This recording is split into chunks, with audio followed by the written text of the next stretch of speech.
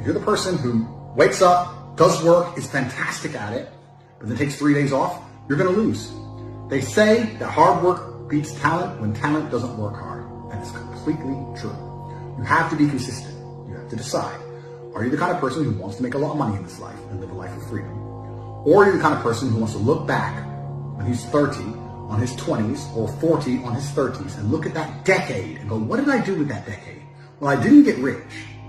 I didn't travel the world and live like they do in Tape Confidential. What did I do? Well, I had a day off here, a day off there, a bunch of nothing days that amalgamate into this decade of nothingness, and you're just wasting your time. If you want to win, you need to be consistent. You don't need to be the smartest, not at all, but you have to be the guy who's there day after day. And I guarantee you, I will guarantee you right now, IQ has nothing to do with how successful you'll be as a real world student. What is going to determine how successful you're going to be is, are you there every single day? Are you doing what you're supposed to do day after day?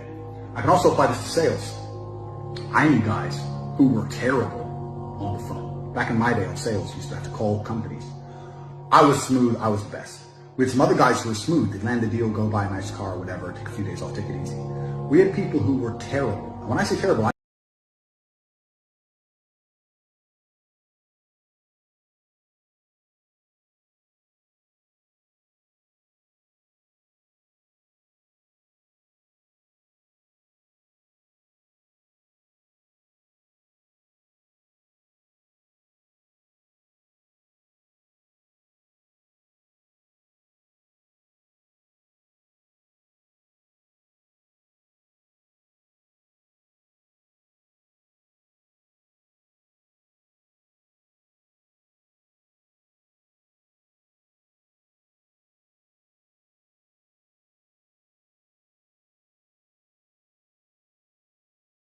you're a normal dude, because when you're a normal dude, you're a loser. You don't get to do amazing things. What's interesting is none of you have had a normal life. You've had a unique and individual life path. The things you've gone through, nobody else on the planet has gone through. You've lived certain experiences, the school you went to, the time you were picked on in that class, the girl who broke your heart. Every single thing you've been through is unique, like a fingerprint. A completely unique life.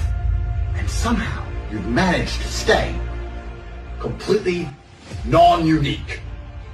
It's almost impressive how you can have a completely unique life experience and still end up average. How the fuck did you do that? Your life's different than everyone else's, and you still look and talk and sound and act like everybody else. Like a dummy.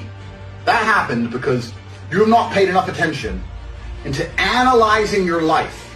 Self-analysis.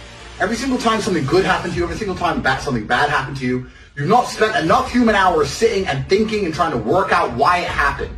How to make sure the good things happen more often. How to make sure the bad things happen less often. What was God trying to teach you? He was trying to teach you something. You think, oh, I just got scared. No! God sent you a lesson, but you didn't pay any attention to it. Do you understand? Everything that's happened to you has been sent from God himself to guide you on a unique path. Everything good and everything bad. And the point of the unique path is that you end up a unique person. But you are failing!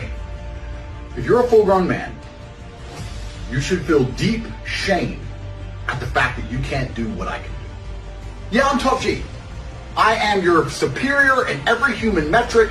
Any way you can possibly measure humans, I surpass you. Yes, I agree.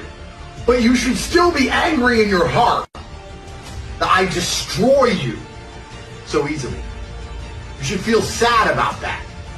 My unique life path has led me to have a very unique human experience as Top G, the most respected man on the face of the planet, the most Googled person on earth. Everybody loves Top G. All the women want him, the men want to be him. That's who I am. My unique life path has resulted in me being a super unique person. And your unique life path has resulted in fucking nothing. You're still a fuck up, and you're still average, and you're still a loser. The best story you could possibly tell me about the happiest day of your life would pale in comparison to my average fucking Tuesday. And it is your fault. God is unhappy with you because you're not trying hard enough. God hates the lazy.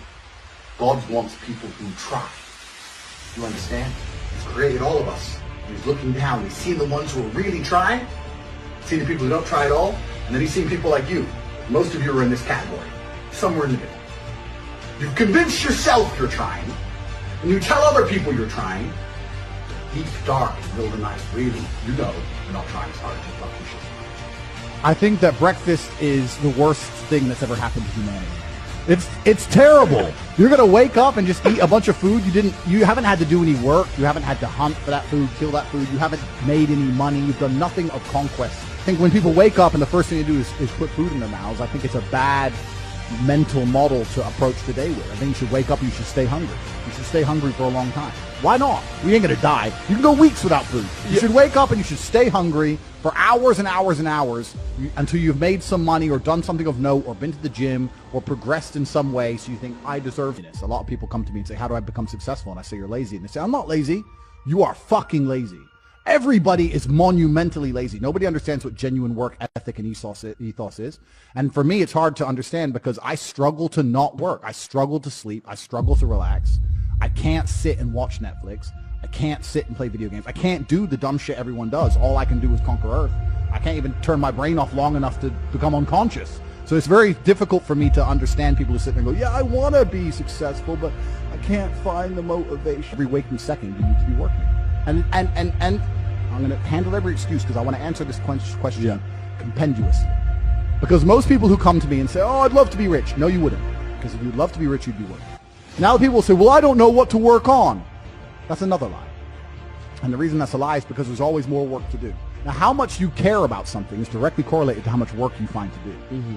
If you truly love a coin, you can polish it forever, right? You can find work to do. If you sit there and go, oh, my work's done, then you haven't tried to find work. You can always find work. I don't give a shit if you're a carpenter. I'm a carpenter and I finish my work. You go drop an e-tips about carpentry. Oh, I don't want to do that. I want to stay home. Then you don't do it. There you go. There's your fucking answer. So you can find work to do in any sphere. My entire life is work. And when I say that, people think that's depressing. No, it's not. It's not depressing. I love it. Every single thing I do is work. When I go to the gym, it's so I'm in fantastic shape, so I can call everyone a brokey, and they don't want to come up to me on the street, so no, I'll fuck them up. Work. When I come here and do a podcast and have a nice conversation with you gentlemen, work. Life is work. Existence is work. If I'm awake, I'm working. I really believe the universe is ultimately giving. I've never seen anybody or any experience in my life where somebody has dedicated their all and tried their very best for something and not had it. I've never seen somebody, maybe correct me, right? You'll know even better than me. I've never seen somebody who eats right, trains twice a day like an animal, never misses a gym session, diet on point, does everything they're supposed to do, and not get stronger. I've never seen it. I've never seen it. I've never seen it. So when you meet a guy, I just can't get in shape, because you're not trying. Something's wrong. Because you're not trying. You're not eating right, something's wrong. You're not trying. Yeah. And if you actually wanted it, you'd do it.